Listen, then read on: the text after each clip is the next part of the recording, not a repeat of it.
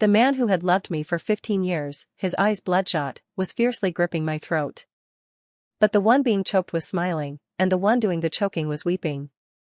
While our daughter lay critically ill in the hospital, he was keeping company with another girl. I gave him time to regret, but I offered him no opportunity for redemption. This was my most ruthless revenge upon him. Serafina had fallen ill. I held her in the waiting area, queuing for our turn. Serafina wouldn't stop crying. The sound disturbed those around us, drawing looks of annoyance. Tears streaming down my face, I dialed Oberon's number, again and again, with no answer. I don't know how many times I tried before he finally picked up. I couldn't help but break down, sobbing, "Serafina is sick again."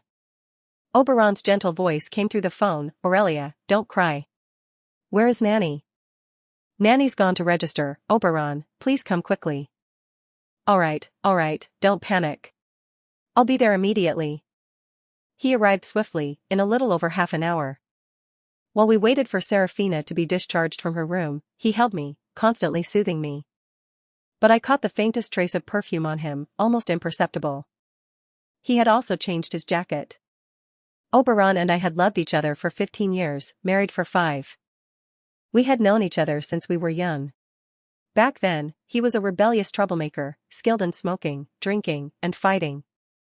Later, when our hearts first blossomed with love, he had, for my sake, in the final 2 months before the university entrance exams, endured grueling study, hanging his head from the beam and pricking his thigh with an awl, just barely managing to get into the same university as me. In the eyes of our classmates, we were a perfect match, made in heaven. After graduation, in order to marry me, he lived a life of plain bread and water for years, solely to fulfill the requirements my father had set for him. Finally, we were married, and I believed we would be happy forever. This beautiful dream lasted for several years, and now it was shattered. Our daughter, Serafina, was born prematurely and was always frail and sickly. I, in turn, suffered from postpartum depression. Although he was still very good to me, I could clearly sense that he was coming home less and less. That evening, when we returned home, he told me to rest and that he would take care of Serafina. His phone was left on the table. I despise people who don't respect others' privacy, and he had always trusted me. But this time I had no intention of respecting him. I easily unlocked his phone using my birthday. A very conspicuous message stood out, "Professor Thorne, today was very enjoyable. See you tomorrow." The profile picture was of a young woman. I suddenly felt a wave of nausea and rushed to the bathroom to vomit for a long time. Oberon, hearing the commotion, came to find me, patting my back and asking what was wrong.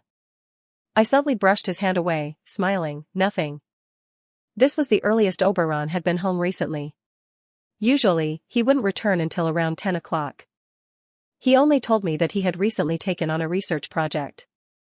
After washing up and lying in bed, Oberon embraced me from behind, his warm breath on the back of my neck. He called my name, Aurelia. It had been a long time since we had been intimate. Previously, my emotional instability and his lack of interest had made it difficult. I didn't know what had gotten into him tonight. His kisses were urgent, mixed with a trace of panic. He asked me, "You'll always be by my side, won't you?" I didn't want to answer him. He became even more urgent, and I felt pain before I pushed him away violently. Get away, get away." He was startled by the sight of my reddened eyes. All right, I won't touch you. Don't hurt yourself." After lying down again, he hesitated for a long time before placing his arm around my waist. "Aurelia, I feel like things aren't the same between us anymore." I pretended to be asleep, and he didn't speak again. In the darkness, I opened my eyes wide, tears flowing from one eye, across the bridge of my nose, to the other, finally sliding onto the pillow. I didn't know how the young love we shared had come to this. I only knew that I was going to lose Oberon. I've always been strong, shedding my tears only in the depths of the night. The next day, I acted as if nothing had happened, even helping Oberon tie his tie as he left for work. He embraced me in surprise. "Aurelia, you seem to be in a good mood today?" I smiled and nodded, "Go to work." At noon, I asked Nanny to pack a lunch for me, and I drove to Oberon's university. He was a professor. When I arrived at his office, he had just finished class. I stood by the window, watching him walk with a young woman. I thought the girl looked familiar, but I couldn't place where I had seen her before. I opened the door. Oberon was clearly surprised to see me.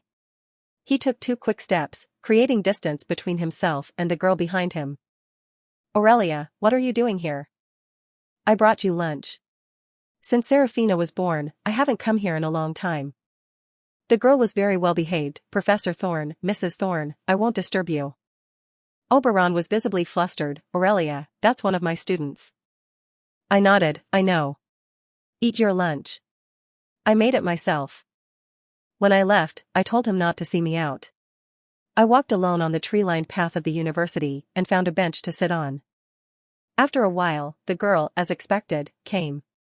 She smiled sweetly. Mrs. Thorne, my name is Lyra. I'd like to add you as a contact. I felt an instant connection with you. Please don't tell Professor Thorne, though. He's very strict. Lyra. So that was it. I agreed.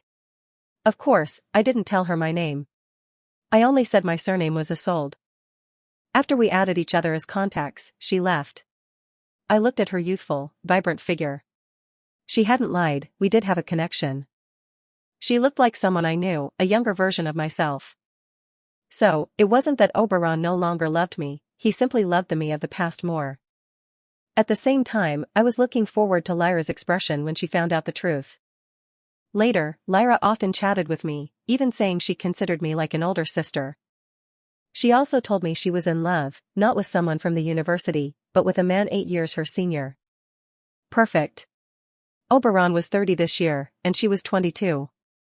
How perfect. Ignoring the growing ache in my heart, I smiled and typed, I'm happy for you, Lyra. Meanwhile, Oberon began to come home later and later. When Serafina fell ill, I no longer cried and called him. I held Serafina alone, registering, getting her 4 drips, buying medicine. He would always hold me with guilt, saying, I'm sorry, Aurelia, I'm just so busy. I smelled the perfume on his clothes and remained silent. It was the perfume I had given to Lyra, costing over 1,000, bought with the money Oberon gave me. One day, Serafina became ill again, this time more severely than ever before. On the way to the hospital, she kept coughing up blood. The tiny girl's face was as white as paper. Even Nanny was terrified. Shouldn't we call Mr. Thorne back? The call went through, but there was only a busy tone, until it was finally automatically disconnected.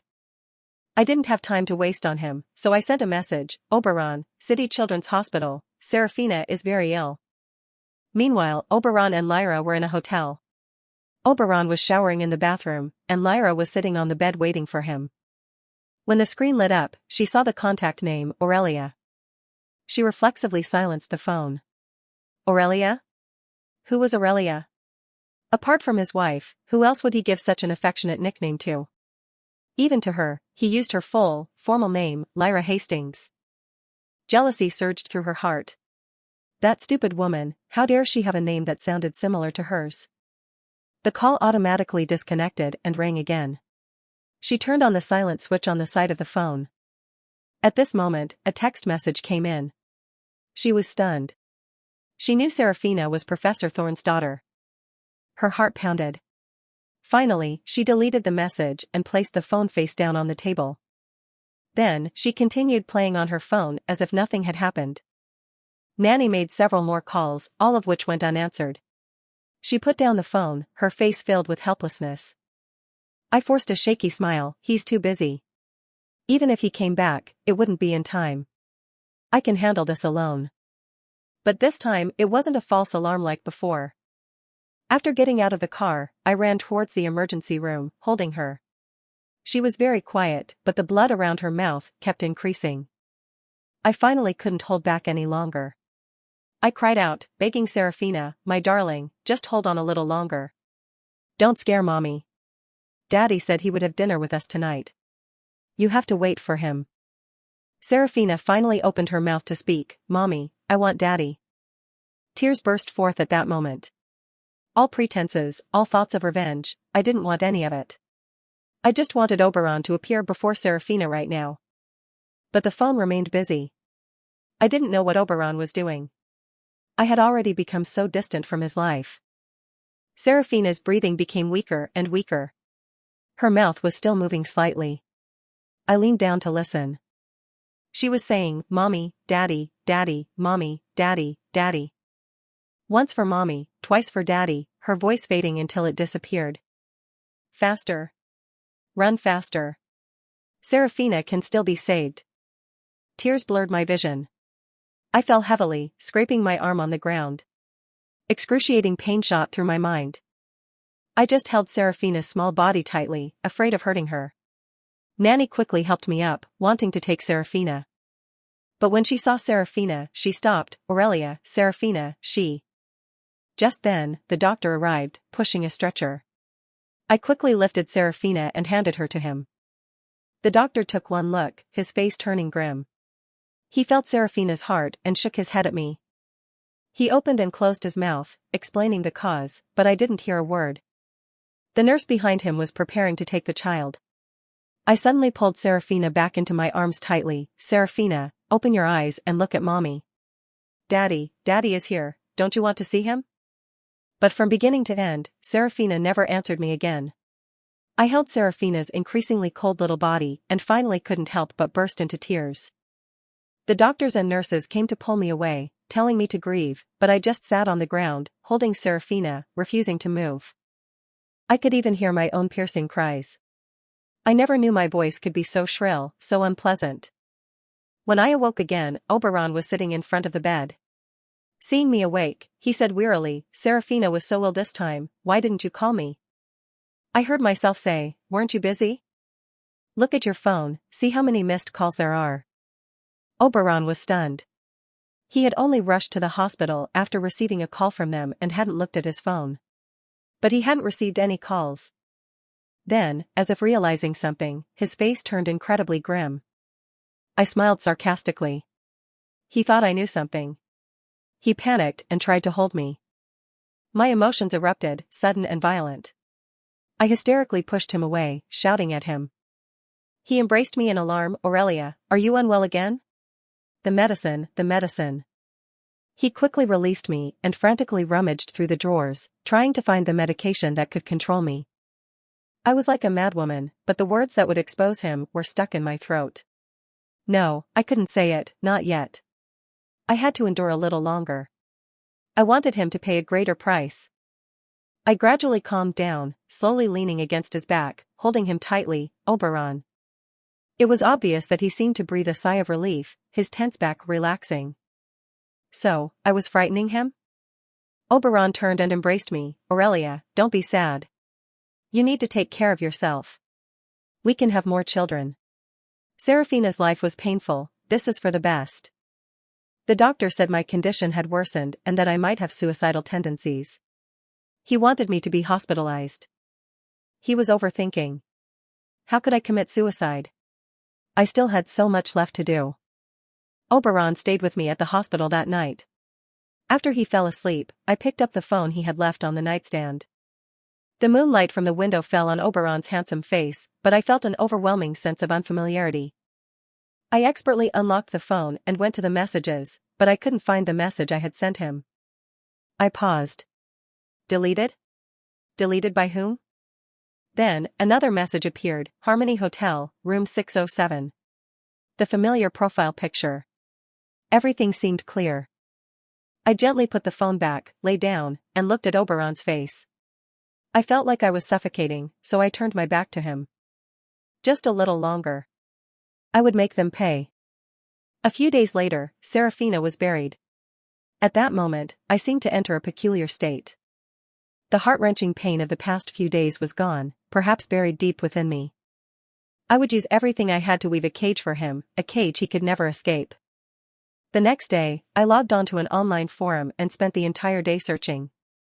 Finally, I found a hacker. "I need the surveillance footage from Harmony Hotel, room 607. He said he only had access to the hallway surveillance. I hesitated, then agreed. After confirming the task, I readily transferred 50,000 to him, again using Oberon's money. The next day, I received the surveillance video. The person was very reliable, he directly gave me the 24-hour footage from that day. I found the projector I had bought when we were first dating, prepared everything, and sat on the bed. I started watching from the time Oberon left work, staring intently at the door. Soon, Oberon appeared in the surveillance footage, entering room 607. In a fleeting glimpse, I saw a girl with pale skin. The door closed, and I couldn't see anything anymore, but I still sat there, watching that closed door. I counted down in my heart, like pronouncing my own death sentence. When it reached the time I had taken Serafina to the hospital, the time I had made countless calls to Oberon and sent a text message. The door remained closed. I watched it silently for a long, long time. I don't know if my legs went numb or if the blood stopped flowing. After waiting for over an hour, the door finally opened. Oberon burst out, his clothes somewhat disheveled, his face grim as he left the surveillance frame. This must have been when he received the hospital's notification call. Half an hour later, a girl also left the room. Even though the surveillance footage was blurry, I could tell it was Lyra. I silently put away the projector and hid the surveillance footage. It would definitely come in handy later. Before that, I needed to hide myself as well. As he wished, I became increasingly cheerful. Everyone thought my depression was gone, even Oberon. He came home more and more, and slowly, things between us returned to how they used to be. Only I knew that Serafina was gone, and my last hope was extinguished. My heart was slowly rotting, emitting a stench that only I could smell. Oberon and I could never go back to the way we were. The first flushes of love, the striving together, the passionate intimacy, the birth of our child, all vanished. Lately, Lyra had been telling me that her boyfriend was becoming increasingly cold towards her. She asked me if all men change. My heart ached with a twisting pain, but I just comforted her, of course not. He must be very busy. You need to give them some trust. Lyra would always smile happily and say, "Sister Isolde, I like you so much. You always know what to say." Then I showed her pictures of my life with Oberon, and her smile disappeared. Her face began to twist slightly. "Sister Isolde, please don't show off your love to me." I smiled faintly. "I'm not. This is just my everyday life." Her face twisted even more, but she tried her best to suppress it. Our relationship became closer and closer. I was genuinely curious how she managed it. Sleeping with my husband on one hand, and calling me her sister on the other. Wasn't she suffering from a split personality? I didn't know about her, but I knew I was close to it. During the day, I acted like nothing was wrong. At night, I didn't like to draw the curtains. After Oberon fell asleep, I would stare out the window. We lived on the 16th floor.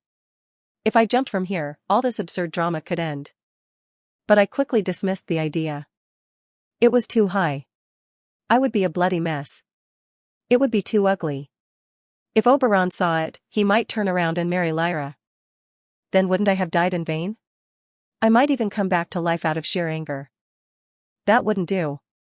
Oberon was so wicked, he would quickly forget me and Serafina. I wanted him to remember me forever, to live in guilt for the rest of his life. And I wanted Lyra to pay the price she deserved. Sleeping with a married man and then flaunting it in my face, that wouldn't do. Soon, the opportunity arrived. One morning, Oberon embraced me from behind. I resisted the urge to push him away, wanting to see what he wanted to say. "Tomorrow is our wedding anniversary. Let's celebrate properly." I was momentarily stunned. Since Serafina was born, we hadn't celebrated this day. Coming to my senses, I refused. "Serafina only passed away recently. I don't want to celebrate." Oberon was a little displeased. "Why do you keep bringing up Serafina?" I couldn't hold back. "Why can't I? Wasn't she your daughter?" Seeing the atmosphere turning sour, Oberon remained silent for a while, then compromised. "Then we won't celebrate, but I specifically took a day off from the lab. I'll spend the whole day with you." If this were the me of the past, I would have been overjoyed. Now, all I could think was, the opportunity had arrived. Our wedding anniversary happened to be on Valentine's Day. After Oberon left, I opened my phone and messaged Lyra, "How are things with you and your boyfriend?" Lyra told me he refused to see her. I gave her advice. "You know, I have depression. Every time my husband doesn't come home, I threaten to kill myself, and he comes back obediently. You could try it too. And tomorrow is Valentine's Day. I recommend a place, the couple suite at Harmony Hotel. It's very romantic. My husband and I used to go there often. Maybe in that environment, he'll change his mind? I knew the earlier words weren't important. What mattered most was that I said my husband and I used to go to that hotel often. Given Lyra's personality, she definitely wouldn't miss this chance to humiliate me. To sleep with my husband in our date spot, how wonderful. Because Lyra sent me another set of pictures, saying she had booked the couple's suite in advance. I clicked on it and, sure enough, it was photos of that couple's hotel. Roses, balloons, wine, it was utterly romantic. But my attention was entirely on one of the pictures. This picture accidentally captured the door, and it clearly read, 1024. I laughed until tears streamed down my face. 15 years of knowing each other, 5 years of marriage. So easily, it was snatched away by a girl with clumsy acting and tantrums.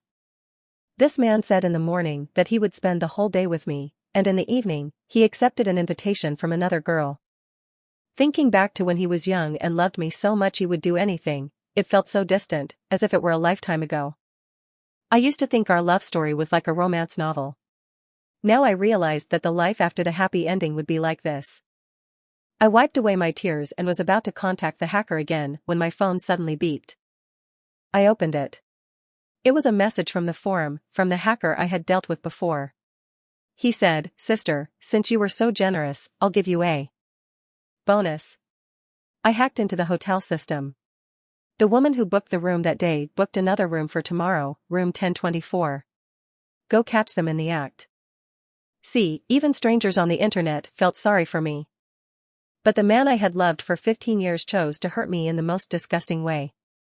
I didn't want to use the method of catching them in the act, tearing apart all face and dignity, trampling all the young love underfoot, and letting people watch. It was too embarrassing. I thought I preferred another way, a way to crush Oberon under my feet.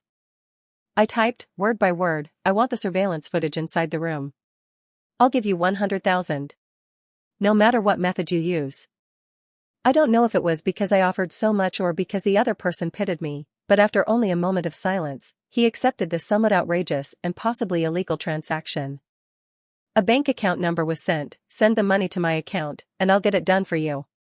Live stream. Early the next morning, Oberon received a phone call, his brow furrowed throughout. After hanging up, he said to me, "Aurelia, I'm sorry. There's a problem with some experimental data.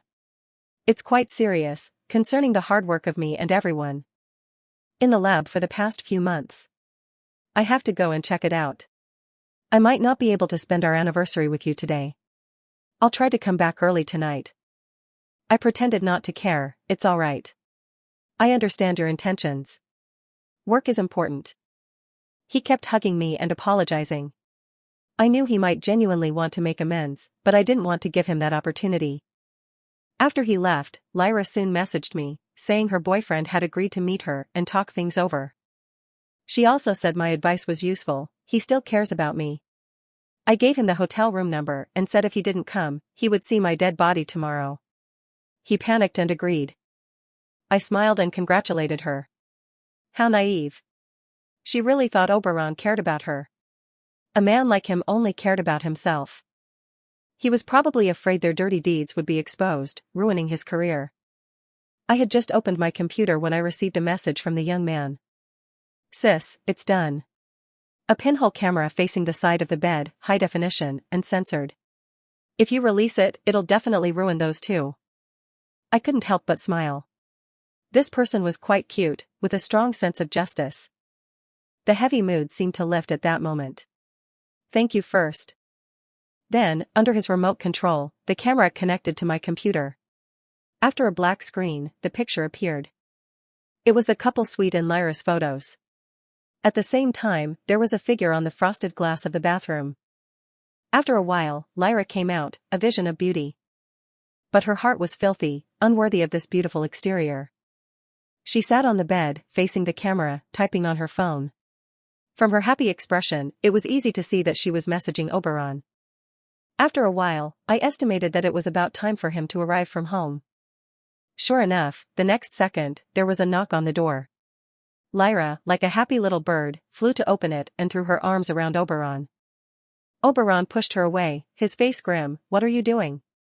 Do you think threatening me with suicide will make me get back together with you?"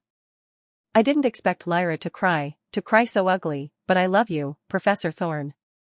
I love you. You can't abandon me. I couldn't believe it. Had she actually fallen in love? I thought she just enjoyed flaunting in front of me. Oberon said, "That's useless, Lyra Hastings. I don't love you. I love my wife, do you understand? Then why did you come to me? If you love her, why did you come to me?" Seeming to realize her emotions were too intense, Lyra lowered her voice, "Professor Thorne, why don't you call me Lyra anymore?" Oberon paused. I felt a sense of foreboding. Was he going to mention the name similarity? That wouldn't do. What if Lyra got angry and stopped pursuing him? If they didn't sleep together, how could I get the most impactful evidence and then ruin Oberon? But there was nothing I could do from here. Oberon still spoke. "Do you know, my wife's name is Aurelia." Lyra's face visibly paled. Oberon seemed determined to cut ties completely. He continued, "You've met her. Don't you think you look alike?" Now, even if Lyra didn't want to believe it, she had to. She said angrily, "How dare she compare to me? I'm younger and more beautiful than her. If anyone looks like someone, it's her who looks like me. Professor Thorne, please, don't break up with me. I really love you. I really can't lose you." Oberon pushed her away. "It's you who isn't worthy of comparison. When she was young, she was countless times more beautiful than you. Only later, perhaps she became tired, perhaps she grew older, I slowly stopped feeling my love. After she gave birth to our daughter, she suffered from postpartum depression, and I further lost that desire to love her." Oberon's expression was very dazed when he said this. I felt disgusted. Was he reminiscing about our past? But it was he who broke it with his own hands. "And now you can love her again?" "Yes, she lost her daughter. She's fragile. She needs me now, and she's slowly getting better." Lyra sneered, "Your love is so cheap. Do you think Aurelia would be disgusted by your love?" Oberon's expression changed. "What do you mean? Did you go to her?" Lyra's smile faded. "It doesn't matter. Spend the day with me today, and I'll let you go. Otherwise—" She didn't finish, but they both understood. Lyra embraced Oberon and began to kiss his cheek. Oberon stood stiffly for a while, then gradually softened. I sat in front of the computer, expressionless, watching the two on the bed, watching Oberon's sweat-soaked face. I remembered when this face, this person, was also like this with me. My stomach suddenly cramped, and I fought back the feeling of nausea, forcing myself to stare at the screen. I don't know how long it took, but they finally finished. Oberon, extracted from the throes of lust, remembered that today was our wedding anniversary. He quickly showered and left. The camera was remarkably high definition, capturing everything with crystal clarity. I pressed save and then put everything away.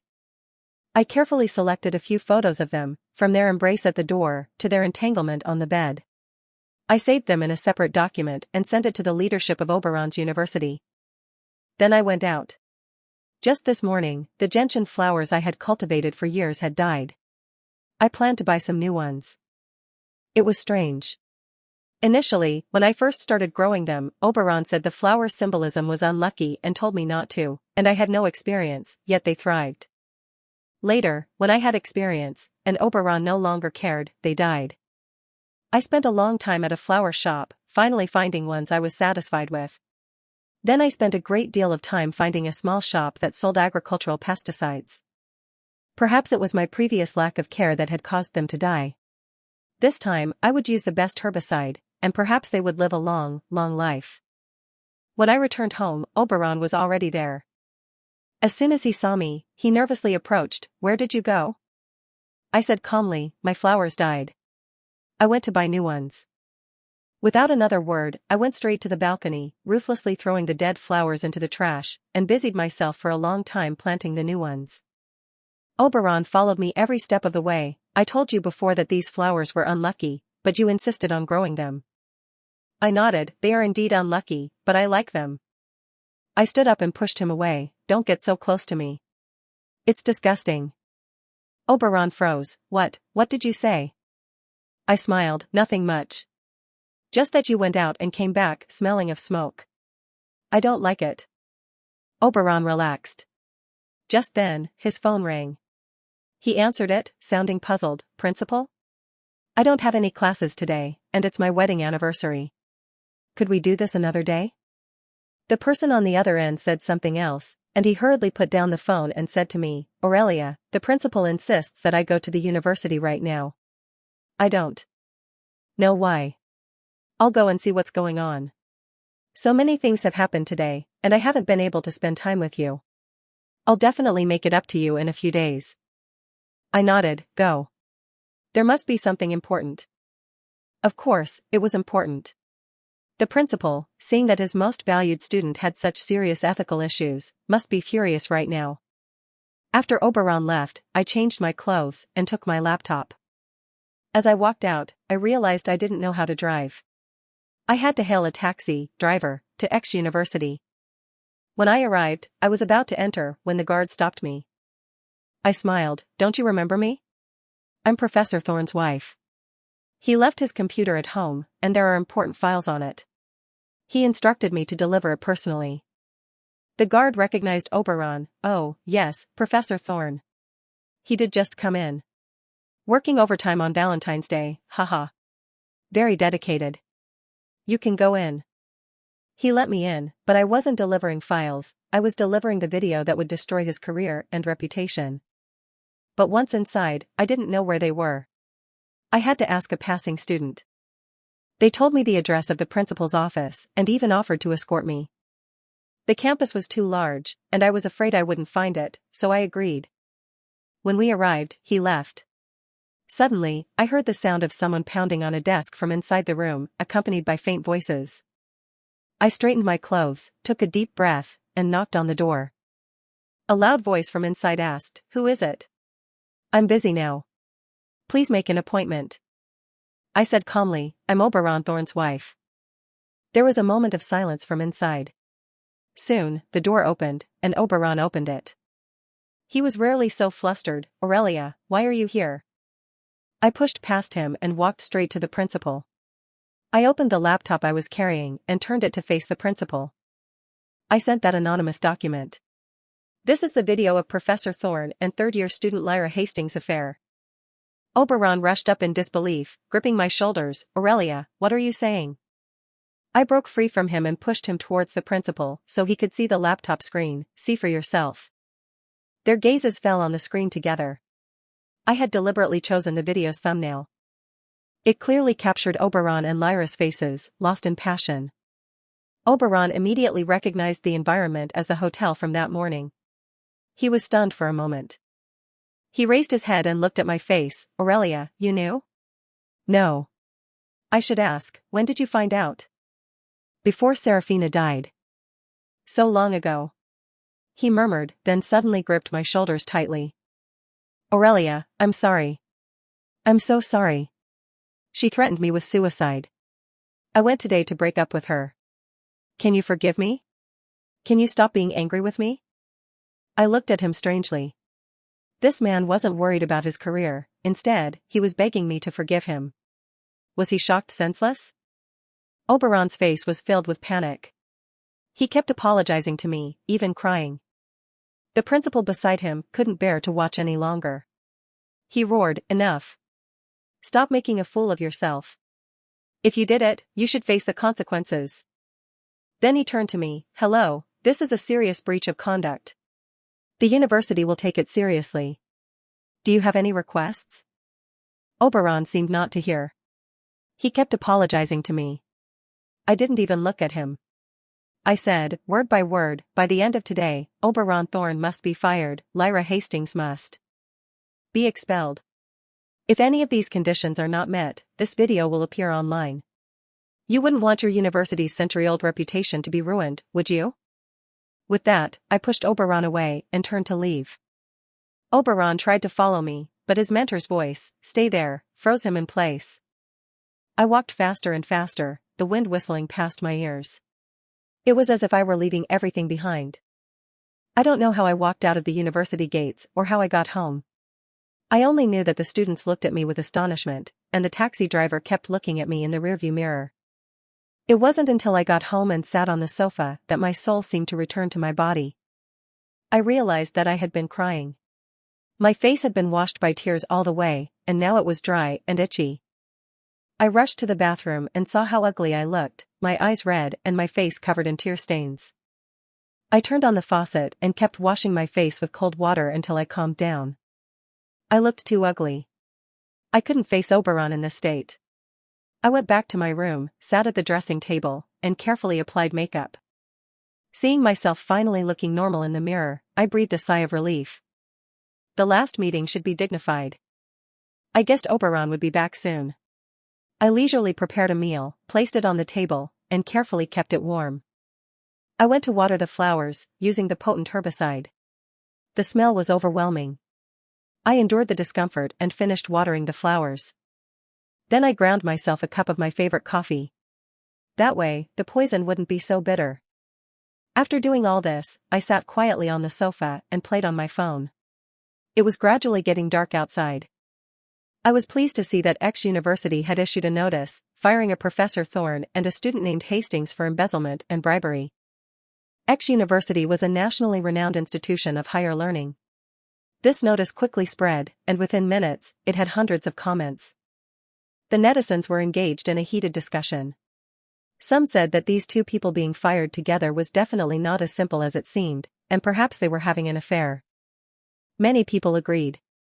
Judging by the heat of the thread, these two would be talked about for a long time. It was dismissal, not expulsion. Lyra's academic career was over, and Oberon could never teach again, not as a respected university professor. I clicked away, satisfied. Just then, a message came in on my phone. It was from Lyra. "Isolde, you're ruthless." I slowly typed, "Takes one to know one." Then I received a red exclamation mark. I sighed. Young people were so impatient. After a while, I heard the sound of the fingerprint lock at the door. I picked up the cold coffee in front of me and took a sip. Yes, very bitter. Then I relaxed and leaned back on the sofa, quietly feeling the liquid flow down my throat and into my stomach. The door opened, and Oberon came in, looking exhausted. He had calmed down a lot. He sat down beside me. "I'm sorry." "Yes, I accept." He seemed not to expect me to say that. He was stunned for a moment. "Using your career and Lyra's academic future to make amends, I'm satisfied, so I accept." He turned his head and looked at me intently. "I wronged you. You can punish me however you want. I deserve all of this. I only ask you to give me a chance to make amends." I interrupted him. "You've said so much. Have you ever thought that before Serafina left, she kept calling for her daddy?" I opened my phone and showed him the text message. "Did you know Lyra deleted this message? Did you know she caused Serafina to not see you one last time?" He was dazed for a moment, then remained silent for a while. "I'm sorry. I didn't really like Serafina. I always felt like she was the one who turned you into that. I was very tired during that time. You were emotionally volatile ever since you were pregnant. I didn't know how to balance things.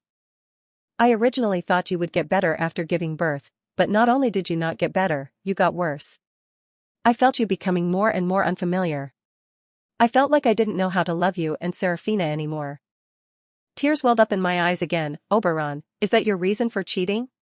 Do you remember when you proposed to me, you said you would be good to me forever? Do you know what I was thinking today when I sat in front of the computer watching you and Lyra entangled?" Oberon didn't speak. I continued, "I was thinking, it wasn't me who changed, it was you. You changed and became unfamiliar to me. From that moment, I considered the Oberon I had loved for 15 years to be dead. You don't love Serafina, you don't love me, that's okay. People change. But is there nothing that takes precedence over your feelings? Have you completely abandoned your responsibilities?" Oberon just kept apologizing. "I know it's all my fault. I only ask you to give me a chance to make amends. I really love you, Aurelia. We've loved each other for so many years. I was just infatuated. Seeing Lyra, who looked so much like you when you were young, and her nickname being Lyra, I was momentarily confused. I suddenly felt tired. What was the point of arguing about right and wrong? I picked up the coffee in front of me and drank it all. The glass clinked against the table. This seemed to be a signal. My internal organs began to ache. A burning sensation spread from my mouth to my stomach. Oberon kept talking beside me, but I could barely hear him. After a while, he finally noticed my abnormality. Aurelia, what's wrong? Are you uncomfortable? I'll take you to the hospital. I waved my hand weakly. This slight movement exhausted my strength. I felt so tired. I couldn't hold the blood in my mouth any longer. It overflowed from the corners of my lips. Oberon was shocked. He held my head, his lips moving, but he couldn't speak. It was I who spoke first. I always knew he wasn't a man of many words. I'm going to go find Serafina. I've been so tired these past few years married to you. I can't hold on any longer. I can't give you the chance you want, but I can give you the chance to be a widower. You can date anyone you want without worrying about being set up. Then I was satisfied to see his eyes redden. I knew him very well. I didn't doubt that he loved me. It was just that I didn't love him anymore. Ever since Serafina fell ill, every day I lived was so tiring. Now that I was about to be free, I actually felt quite relieved. It was just that Serafina was so pitiful, so young, and she left before she could even get to know this world. But thinking about it, it was also good. There was nothing good in this world. The blood flowed more and more. My thoughts became increasingly blurred. Oberon called an ambulance. Then he finally noticed the cup on the table. He picked it up and smelled it. His face changed drastically. This pungent smell, surpassing all chemical agents, how could he not know what it was? The pent-up panic reached its peak at this moment. Oberon gripped my shoulders. Do you hate me that much? If you hate me, why don't you torture me? Why hurt yourself? I was too weak to answer him. But suddenly, my neck was gripped tightly. Oberon, his eyes bloodshot, fiercely gripped my neck. Aurelia, I beg you, spit it out. Don't do this, don't do this. I'm not asking for your forgiveness anymore. Just be okay, alright? Torture me every day, make me atone for the rest of my life, please? I smiled faintly, using all my strength to say to him, you're dreaming. You want to haunt me for the rest of my life? I won't give you that chance.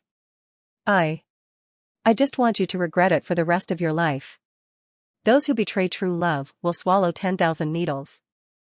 Oberon cried and held me. I'll swallow them, I'll swallow them. I won't haunt you. As long as you're okay, I promise I'll never appear in front of you again. Okay, Aurelia, don't do this to me.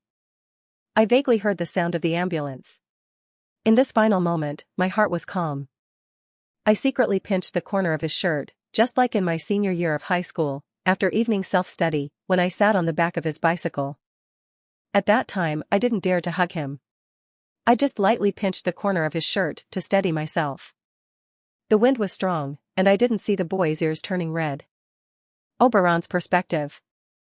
Lately, I've been feeling increasingly exhausted. Ever since Aurelia became pregnant, she devoted all her attention to the child and neglected me more and more. This situation persisted even after I hired a nanny. After giving birth, she suffered from postpartum depression, and her whole personality changed. Even after Serafina grew a little older, she didn't improve. She became irritable, fragile, and often cried inexplicably. No matter how I comforted her, it had no effect. This child was an accident to begin with. Aurelia stopped caring about me because of it, which always made me feel very unbalanced. We had loved each other for 14 years, married for 4. I had always loved Aurelia deeply, but lately, I had been feeling that love that used to constantly fill my heart less and less. Then, Lyra appeared. The first time I saw her, I was stunned because she looked so much like Aurelia used to. Her expression, appearance, figure, and personality were all alike. Originally, I thought it was just an ordinary coincidence, but then this student chose to take my class. From then on, she was always clinging to me. She was very young, and I could easily tell that she liked me. At first, I didn't have any other thoughts. Later, after Aurelia's repeated neglect and emotional breakdowns, I took that sinful step. Perhaps I was born with a love for excitement.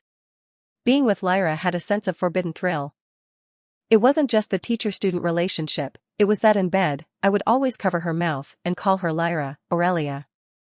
I didn't love her. I knew I loved my wife, Aurelia. But once something is done, it will always be exposed. Aurelia found out. Before that, our daughter Serafina was critically ill. That day, I happened to be with Lyra and didn't receive those calls and messages. I didn't see Serafina one last time. I was actually very sad. Even if I didn't love her as much as Aurelia did, she was still our daughter, the crystallization of our love. I couldn't help but question Aurelia. Her expressionless rebuttal made me suddenly have a bad feeling. Later, I learned that Lyra had deleted my messages and turned on silent mode. From that day on, I broke up with her. I felt deep regret. I had wronged Aurelia, and I had wronged Serafina. After the hormones subsided, I finally remembered my responsibility. But Aurelia had changed a lot. On the surface, she seemed to be getting better, but my unease grew. Until our wedding anniversary, which was also Valentine's Day, Lyra threatened me, insisting that I meet her. If I didn't agree, she would tell Aurelia everything between us. I couldn't let that happen. Aurelia's illness was slowly healing, and we were gradually returning to the way we were. I wouldn't let anyone destroy that. But I didn't expect that soon after I entered, I would start to feel intoxicated. What I didn't expect even more was that Aurelia had installed a surveillance camera in the room. The moment I saw Aurelia at the university, I understood. She had known all along. The guillotine hanging over my neck finally fell. I didn't think about what punishment I would receive. I just felt sorry for Aurelia. She had known all along. How had she endured this period? Had she sat in front of the surveillance camera and witnessed that filthy scene?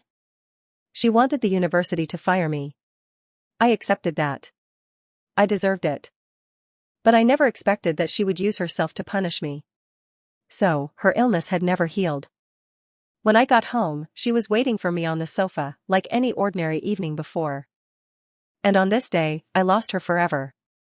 When the ambulance came, she was already unconscious. Before I got into the ambulance, I met Lyra at the door. I didn't say much to her. I pushed her away and left. I also didn't expect that in the short few minutes after the ambulance left, an out-of-control car would crash into her. At that time, I didn't know that my mistake had killed 2 women. And from home to the hospital, everyone was telling me to prepare myself. But how could I prepare for this? How the hell could I accept Aurelia leaving me? But this was not something I could decide.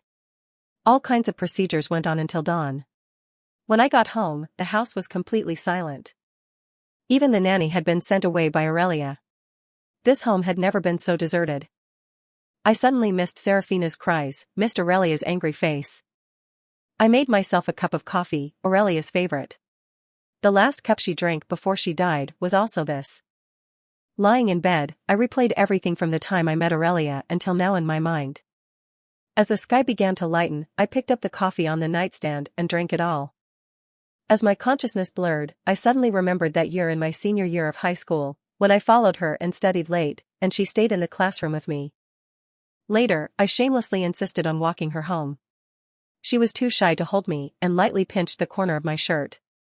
The wind was strong that day. She probably didn't see my ears turning red, did she?